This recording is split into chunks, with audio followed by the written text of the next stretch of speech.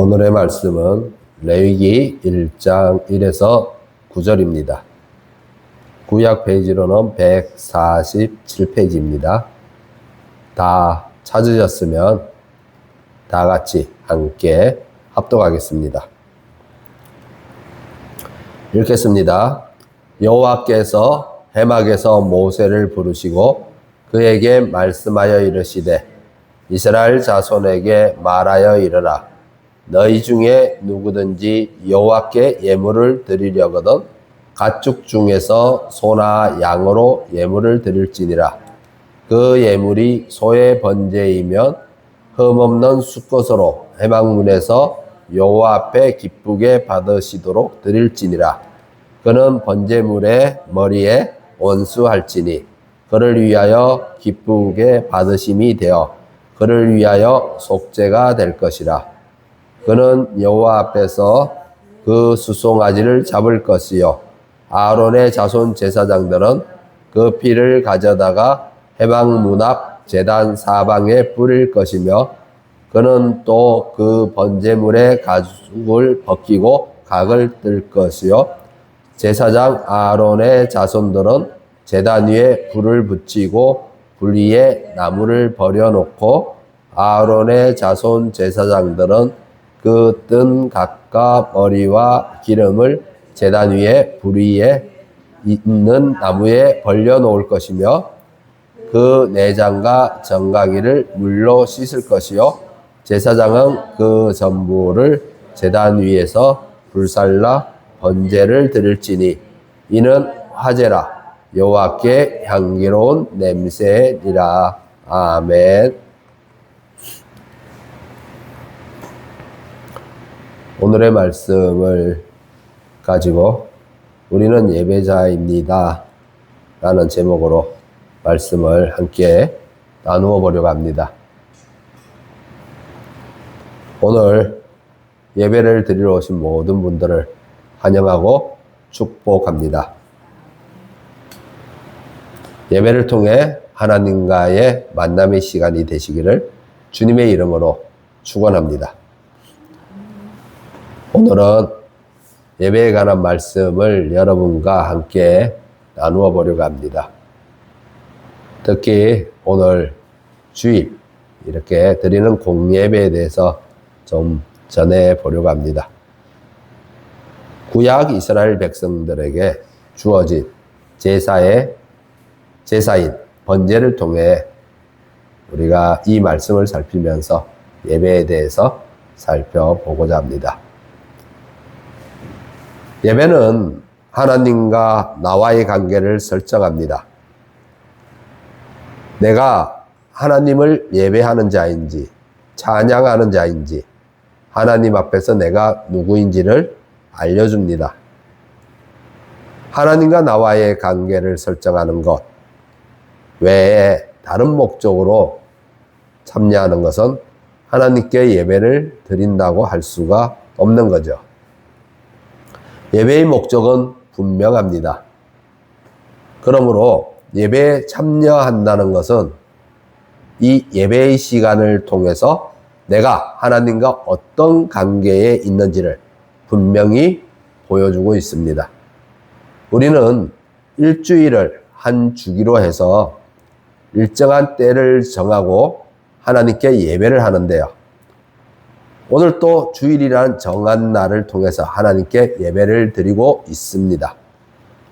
우리가 이렇게 공식적이고 절차적인 예배는 날을 정하고 드리지만 개인적으로 하나님과의 만남은 매일의 삶으로 드리는 예배가 될 것입니다. 공예배와 함께 매일의 삶으로 드리는 예배를 통해 하나님과 관계를 맺어가는 성도 여러분이 되시기를 주님의 이름으로 축원합니다.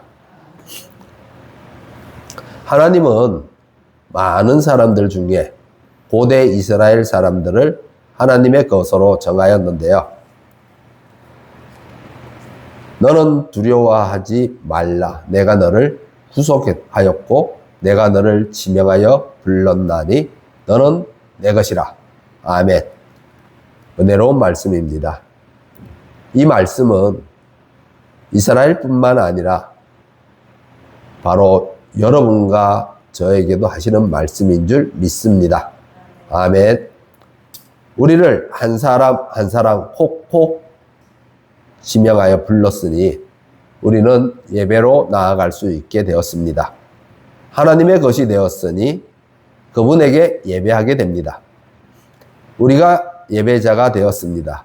이것이 우리에게는 은혜이죠. 예배를 할 수 있는 것이 당연한 것이라고 생각이 들 수도 있습니다.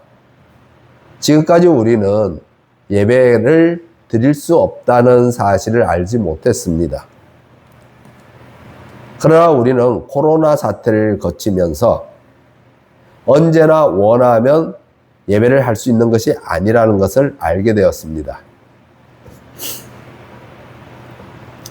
하나님이 우리에게 주시지 않으면 할 수 없는 것이 예배입니다. 그러므로 예배는 아무렇게나 무질서하게 하는 것이 아닙니다. 내 형편과 사정과 현실을 고려해서 예배를 드리는 것이 아니죠. 그 무엇보다도 내 어떠한 상황보다도 앞에 세울 수 있는 것이 바로 하나님께 드리는 예배이어야 합니다. 그런데 이런 생각을 해볼 수 있을 겁니다. 형식적 절차가 왜 그렇게 필요하지? 하나님과 나와의 관계가 더 중요한 것 아니야? 라고 생각해 볼 수 있습니다. 그리고 실제적으로 이런 말들이 많이 들려옵니다. 얼핏 들으면 이 말이 맞는 것 같기도 하는데요. 뭔가에 얽매이지 말고 정말 하나님과 나와의 관계를 친밀하게 쌓아가면 되는 것 아니야? 라고 할 수 있는 거죠. 그런데 이런 말에는 많은 부분에서 의도가 숨겨져 있습니다. 하나님의 말씀과는 무관한 자기의 입장을 반영한 자기의 생각을 집어넣으려고 하는 행위인 거죠. 레위기를 보시면 제사에 대한 종류와 절차와 세부 규정들을 정하여 주시고 계시는데, 그렇다면 하나님의 이런 말씀이 당시의 구약 사람들에게 왜 필요했을까요? 그때 그 사람과 우리는 달라서일까요?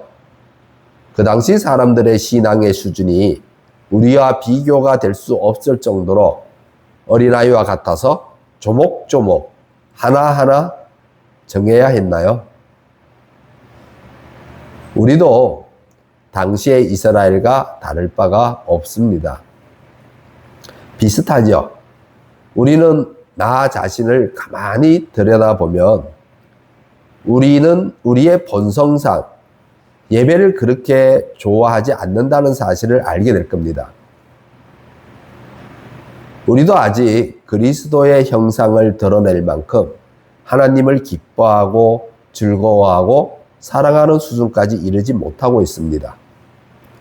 오늘날은 고대 이스라엘보다 은혜가 훨씬 더 넘치는 시대입니다. 그러나 그럼에도 불구하고 그때나 지금이나 그리스도의 형상이 짓밟히는 것은 비슷합니다. 그냥 자유롭게 놓아두면 그 자유를 가지고 하나님을 예배하고 찬양하는데 합당하게 쓰는 것이 아니라 그런 능력이 없기 때문에 전부 다 자기 소견에 옳은 대로 예배하게 되는데 무질서해집니다. 자유를 사용하는데 미숙하기 때문이죠. 우리가 자유에 대해서 신앙뿐만 아니라 오늘날 우리가 사회를 보더라도 많은 사건들이 뉴스에 나오지만 얼마나 우리 사회가 자유를 가지고 방종하고 무질서한 삶을 살고 있는지를 우리는 우리 사회 안에서 분명하게 보고 듣고 있습니다. 그런데 이러한 방종이 신앙과 예배 안에서도 있기 때문에 하나님은 우리에게 율법을 주셨습니다. 하나님은 이스라엘에게 예배받기를 원하셨습니다. 그러나 아직 변화받지 못한 마음에서 나오는 무질서하고 혼돈한 예배를 받기는 원하지 않으십니다. 그리고 마음이 없는 외식하는 예배도 원하지 않으십니다. 그래서 율법을 주셨습니다. 1절을 보시면 여호와께서 해막에서 모세를 부르시고 그에게 말씀하여 이르시되 아멘. 하나님이 해막에서 모세를 불러서 말씀을 주시는 장면입니다. 여기서 해막은 성막이죠.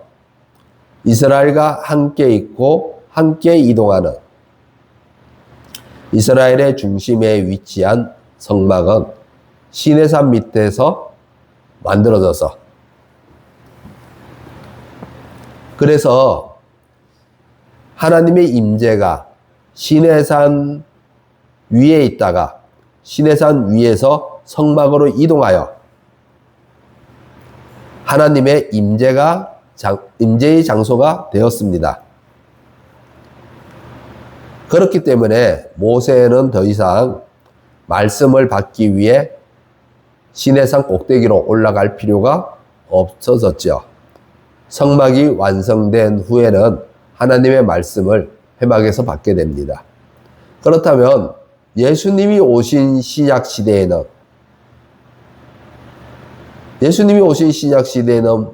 뭐가 완성되었죠? 교회 시스템이 완성되었죠. 교회 시스템이 완성되었기 때문에 오늘날 우리는 교회에 와서 매주 하나님의 말씀을 듣고 예배하게 됩니다. 그리고 하나님이 해막에서 모세를 불렀을 때 모세가 하나님의 말씀을 듣기 위해 조금만 기다려 주세요 라며 지체한 것이 아니라 즉각 갔듯이 우리도 교회가 정해놓은 예배의 시간을 준수하려고 해야 합니다. 그것은 우리가 하나님 앞에 서는 시간이기 때문입니다. 오늘날은 하나님이 모세를 부르듯 직접 부르지는 않지만 그 부르는 시간을 교회에 위임했기 때문에 교회가 예배로 정해놓은 시간은 하나님이 우리를 예배로 부르는 시간이 되는 겁니다. 그러므로 예배 시간을 준수하는 것은 우리가 하나님 앞에 서는 첫 번째 시간이 됩니다. 하나님을 기다리게 해서는 안 되겠죠. 우리의 하나님은 자신의 자녀가 올 때까지 문 밖에서 서성이며 기다리고 계십니다.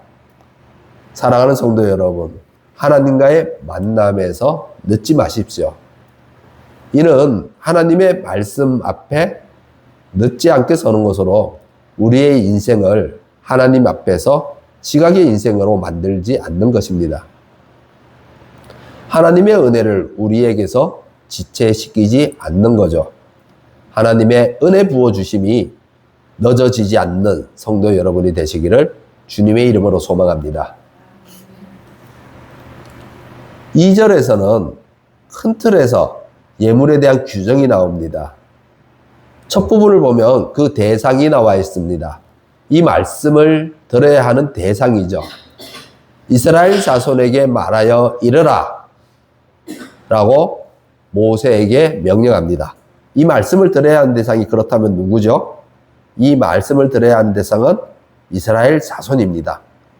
오늘날로 말하면 여러분입니다. 성도들이죠. 한편 레위기 6장 9절에 가면은 아론과 그의 자손에게 명령하여 이르라 라고 번제의 규례는 이러하니라 라는 말씀이 있습니다. 그러니까 똑같은 번제를 두고 어떤 구절에서는 이스라엘 자손에게, 어떤 구절에서는 아론과 그의 자손에게 이렇게 대상을 구분합니다. 그래서 레위기 6장 9절의 번제는 제사장들에게 주는 말씀으로 번제에 대해 이렇게 그 대상을 구분해서 말씀을 주고 계시는데 번제를 대하는, 번제에 참여하는, 번제를 진행하는 것에 대한 말씀을 각 대상에 따라서 따로따로 주고 있는 것을 볼 수가 있습니다. 그런 면에서 오늘의 말씀은 예배에 참여하는 성도들에게 주는 말씀입니다. 물론 사역자인 목회자가 이 말씀에서 제외되지는 않습니다. 그 이유는 오늘날의 목회자는 고대 근동의 제사장이 아니기 때문입니다. 오늘날의 목회자는 성도이면서 사역자이기 때문에 양쪽 모든 말씀에 그 역할에 따라 적용을 받게 됩니다. 계속해서 2절을 보시면은 2절을 보시면 예물에 관한 규정인데 너희 중에 누구든지 여호와께 예물을 드리려거든 가축 중에서 라고 합니다. 예물의 범주를 정해 주셨죠. 예물의 범주가 어딥니까? 예, 가축 중에서. 이 말을 좀 더 명확히 하기 위해서 히브리어로 뭐라고 써 있는지를 우리가 볼 필요가 있습니다. 가축이라고 하는 말이 부헤마입니다. 부헤마. 이 부헤마라는 말은 구체적으로 어떤 동물을 가리키냐 하면은 4발 가진 가축을 말합니다. 즉 소나 양이나 염소같이 4발 가진 가축을 가리키는 건데요. 그런데 뒤에 가면은 이 번제에 대해 나올 때 새의 번제가 나오죠. 지금 여기에서는 예물의 범주가 4발 가진 가축에만 한정되어 있는데, 그런데 뒤에 가면 새의 번제가 나옵니다. 예.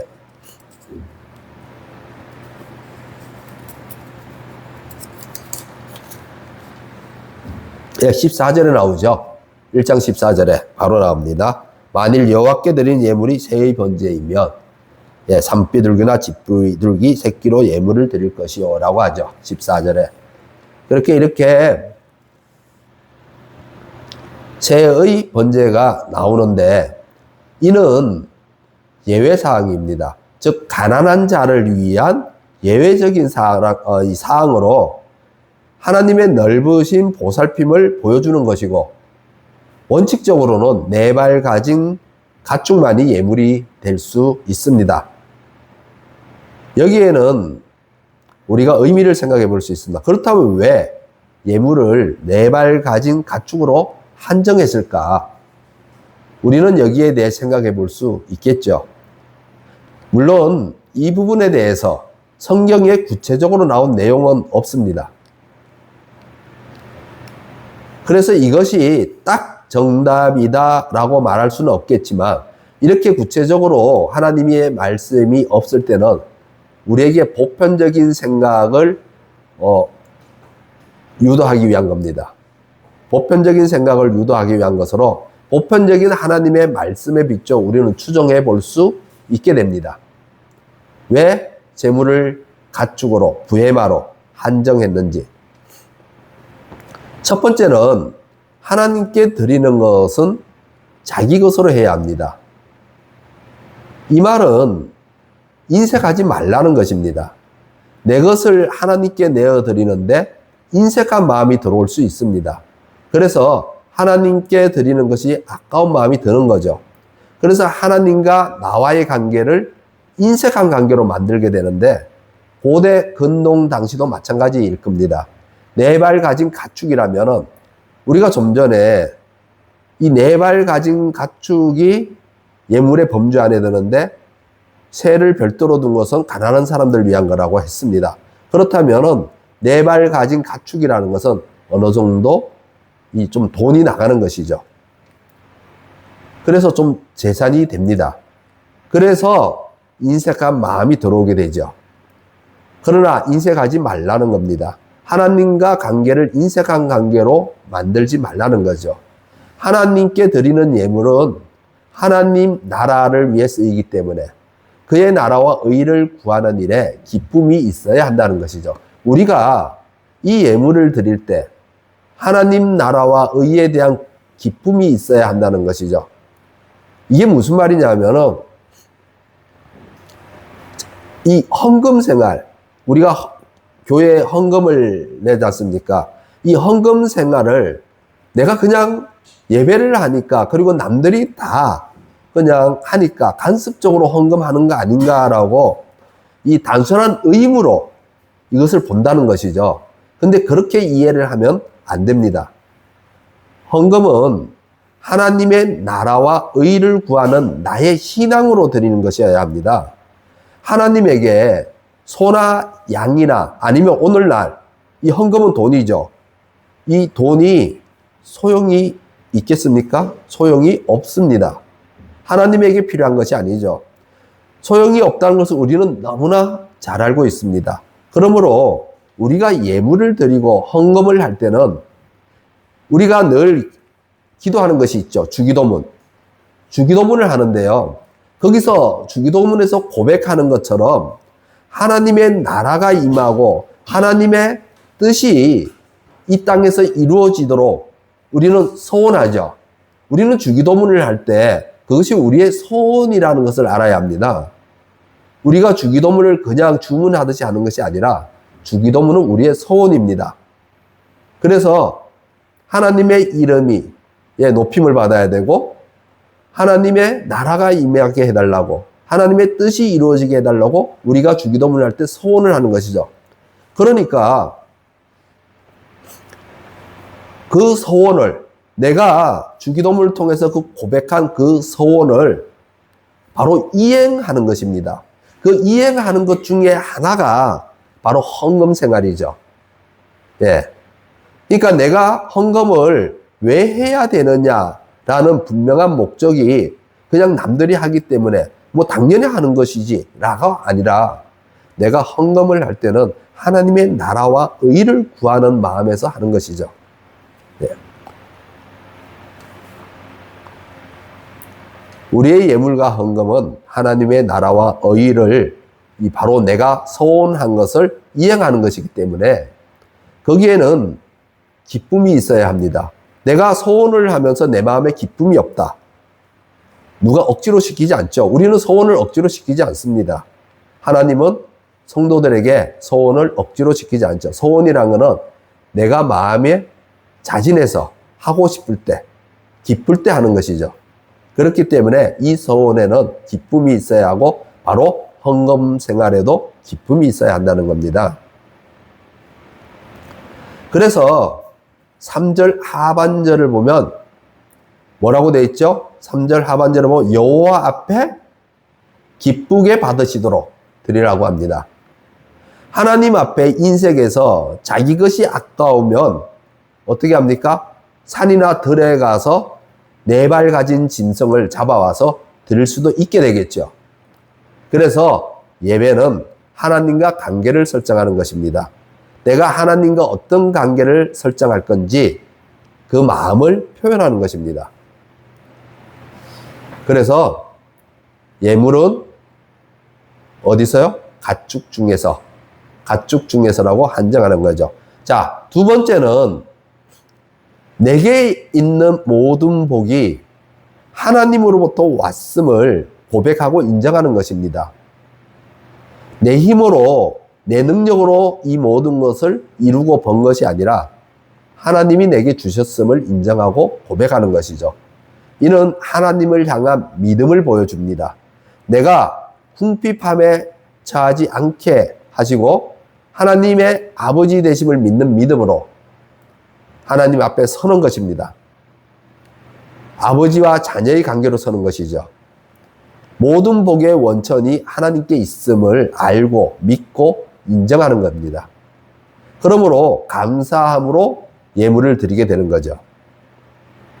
세 번째는 순종입니다. 산에 있는 짐승은, 저 들에 있는 들짐승은 사람과 관계가 맺어져 있지 않습니다. 이 사람과 관계가 없는 거죠.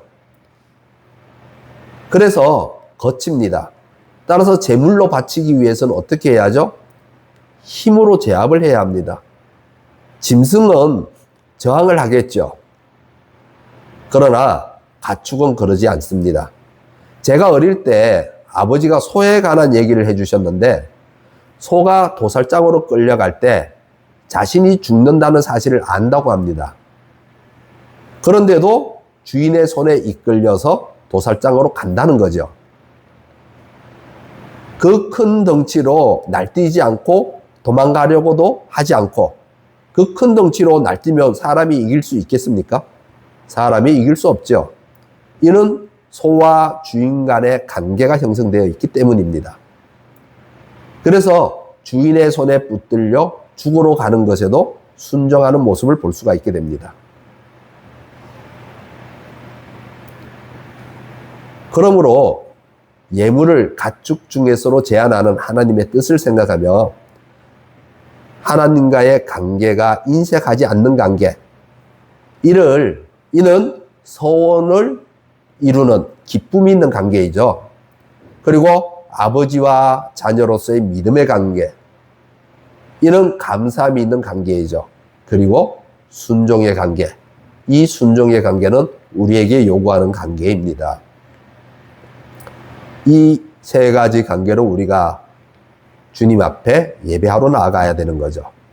이는 하나님과 온전한 관계를 이루어 나가는 것으로 그러한 성도 여러분이 되시기를 주님의 이름으로 축원합니다. 계속해서 2절 끝을 보시면 가축 중에서 소나 양으로 예물을 드릴지니라 라고 하고 있습니다. 좀 더 구체적으로 말하고 있는데요. 가축 중에서 뭐와 뭐라고요? 소나 양. 예, 소나 양이라고 합니다. 여기서 우리말로 양이라고 되어 있는데요.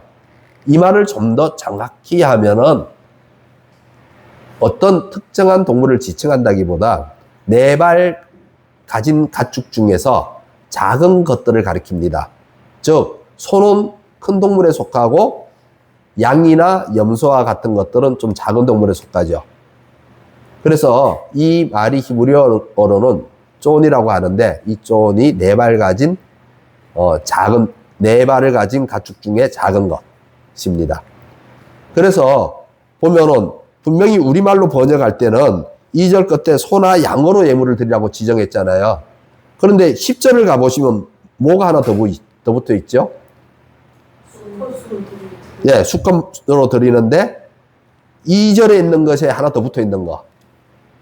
예, 염소가 하나 더 붙어 있죠. 그러니까 이 말은, 앞에서 나온 말은 양이 아니라 원래 4발 가진 좀 작은 짐승, 가축. 그래서 염소도 뒤에 10절에서 나오는 거죠. 그래서 가축대의 양이나 염소의 번제이면 이라고 해서 양과 염소 둘 다 번제의 예물로 사용될 수 있음을 보여주고 있습니다. 이렇게 이제 예물의 범위를 정했습니다. 이제 3절을 다 같이 읽겠습니다.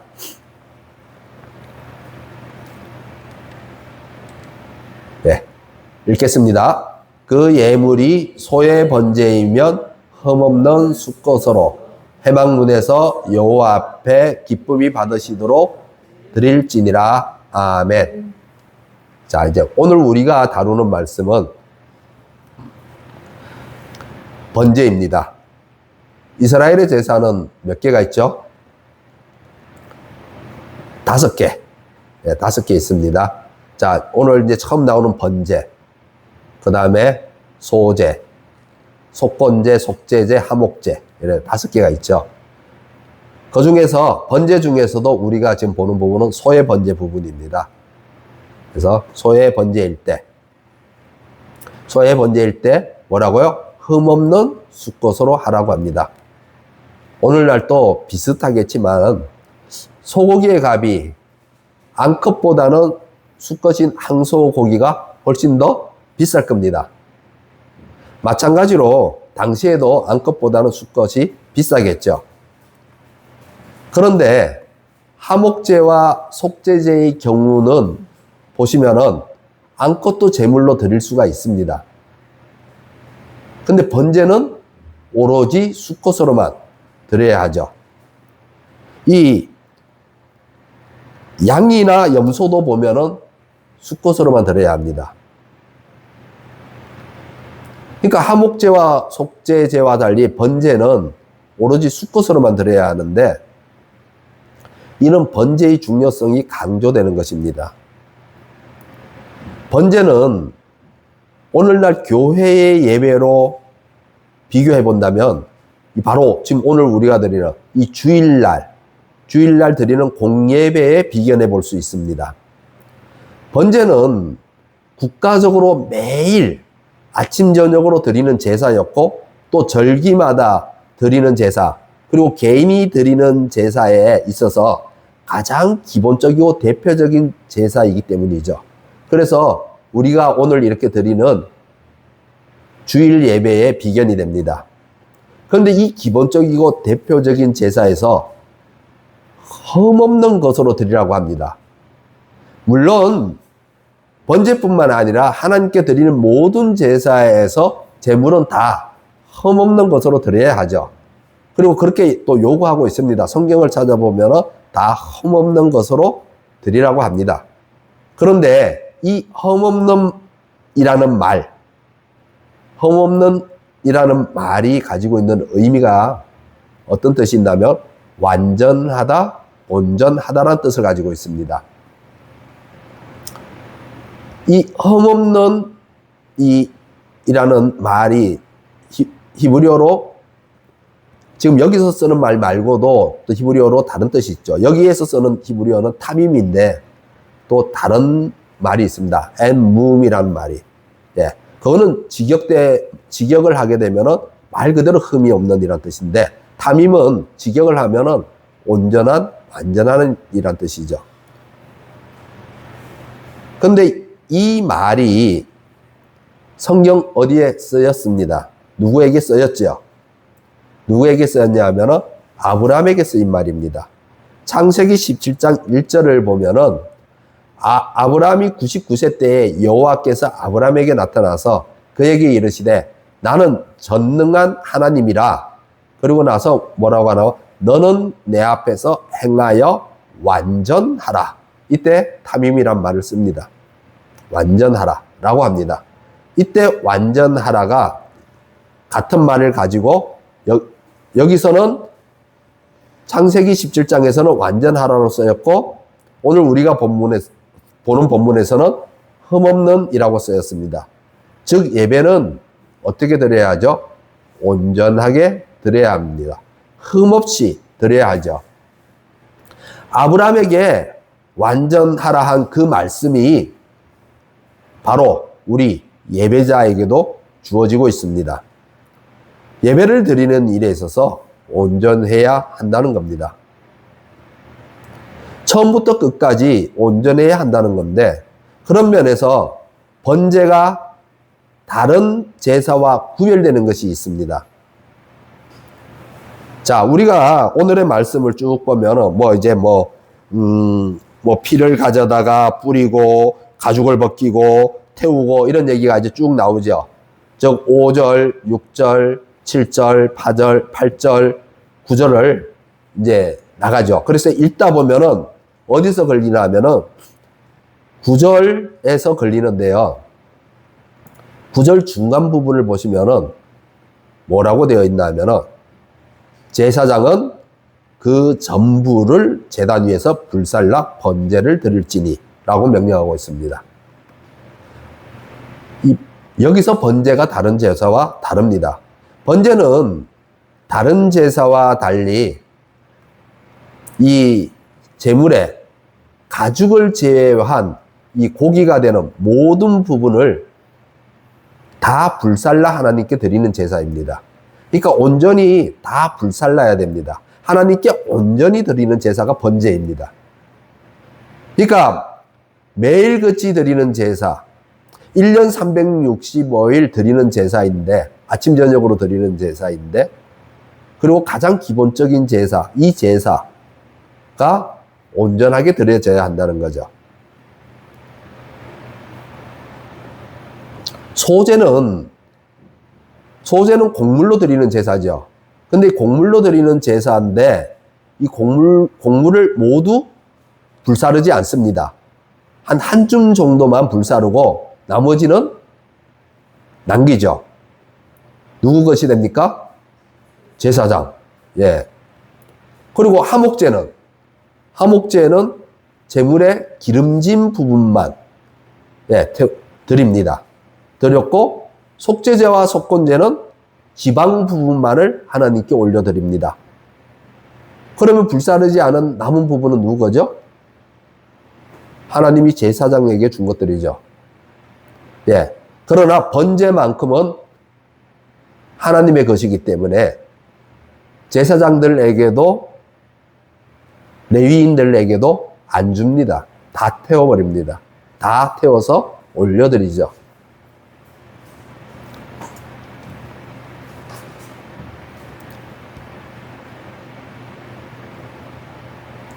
그래서 예배는 자꾸 흠을 만들면 안 되죠. 예배는 온전해야 합니다. 흠 없는 예배를 드리는 것이 하나님이 기쁘게 받으시도록 드리는 예배라고 말씀은 우리에게 말씀하고 있습니다. 여기서 한 가지 질문이 있을 수 있습니다. 우리가 교회 내에서 많이 들었던 율법주의인데요. 그거 율법주의 아니냐라고 반문할 수 있을 겁니다. 그런데 여기서 우리는 영적 분별이 필요합니다. 율법주의든 아니면 하나님을 정말로 사랑해서 하든 우리가 외형적으로 보일 수 있는 모습은 큰 차이를 못 느낄 수 있습니다. 그러나 흠없이 하라는 것, 온전하게 하라는 이 말, 온전하다는 말, 이것은 무엇을 거부하죠? 외식하는 것을 거부합니다. 예수님이 유대인들에게 그들의 신앙이 자꾸 외식이라고 말하며 거부했듯이 이 흠없이 하라, 온전하게 하라는 이 말은 외식하는 것을 거부합니다. 그렇다면 우리는 여기서 율법주의를 운운할 필요가 없죠. 율법주의를 운운할 필요가 없습니다. 새롭게 변화받은 심령이 복음의 감화와 감동을 받아서 하나님을 뜨겁게 사랑해서 예배를 온전하게 하는 것을, 하나님이 기쁘시게 받으시도록 하는 것을 율법주의에 갖다 붙일 필요는 없을 것 같습니다. 달리 말하면 예배를 흠없이 온전하게 드리는 것은 오직 심령만도 아니고, 그렇다고 오직 행위와 모양새만도 더더욱 아닙니다. 정말로 내 마음이 하나님께 예배를 드려야겠다는 소원을 가지고 온전한 예배의 모습으로 나타나야 하는 겁니다.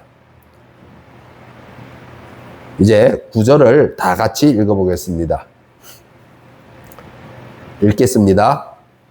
그 내장과 정강이를 물로 씻을 것이요 제사장은 그 전부를 제단 위에서 불살라 번제를 드릴지니 이는 화제라 여호와께 향기로운 냄새니라.